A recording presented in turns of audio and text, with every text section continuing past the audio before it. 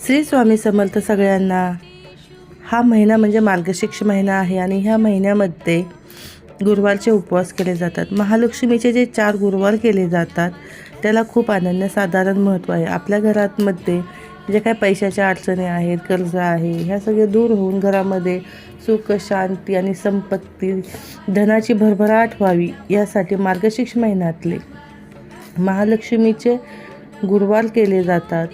पैशाच्या सगळ्या अडचणी दूर व्हाव्यात म्हणून महालक्ष्मी मातेला प्रार्थना केली जाते।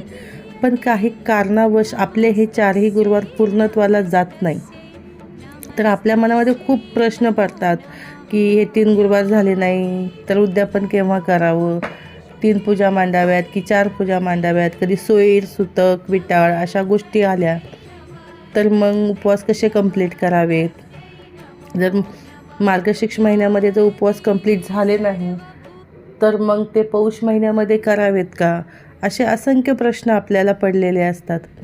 परंतु या सगळ्या प्रश्नांची उत्तरं मी तुम्हाला देणार आहे ह्या व्हिडिओमार्फत।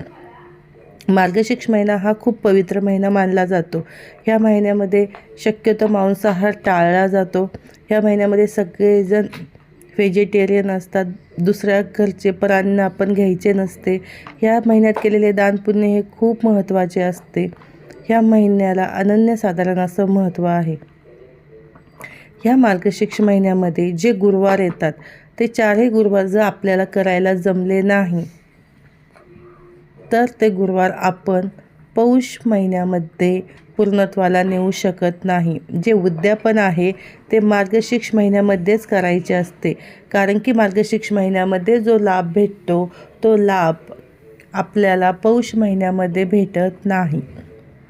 जे उद्यापन करायचे आहे, आपल्याकडून जेवढे उपवास होतील तेवढे उपवास करून ज्या दिवशी उद्यापन आहे त्याच दिवशी उद्यापन करायचे आहे। पौष महिन्यामध्ये कुठलीही पूजा मांडायची नाही आहे किंवा कुठलेही उद्यापन करायचे नाही, त्याचा कसलाही लाभ आपल्याला भेटत नाही।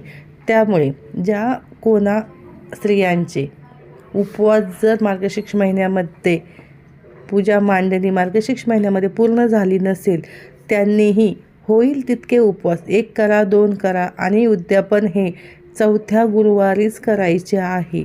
पौष महिन्यामध्ये उद्यापन केल्याने कुठल्याही प्रकारचे फळ भेटत नाही। पूजा मांडली नाही तरी चालते, तुम्ही उपवास करू शकता। आणि ज्यांचे उपवास 4 उपवास झाले आहे त्यांनी उद्यापन हे मार्गशीर्ष महिन्यातच करायचे आहे। पौष महिन्यामध्ये केलेले उपवास लाभदायक नसतात। श्री स्वामी समर्थ। जय जय स्वामी।